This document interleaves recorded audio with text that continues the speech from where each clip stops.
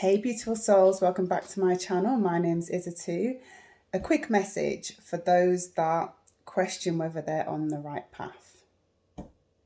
You'll know you're on the right path because it will become effortless. It will be easy.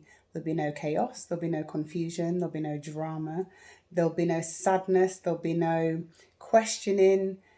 You'll just feel at ease, you'll feel peaceful, you'll feel calm, you'll feel collected, you'll feel clarity. That is one of the most key components, clarity. You will feel clear, you will not feel blocked or should I or shouldn't. You'll just know instantly, right? And a lot of the time it is so difficult to grasp that something that is so easy could be it. And it literally is that simple. To follow your path and to be in alignment is to follow what you love. Follow what sets your heart on fire. If that's going to the gym every day, if that's going swimming, if that is writing, reading, watching TV, whatever it is that makes you feel good.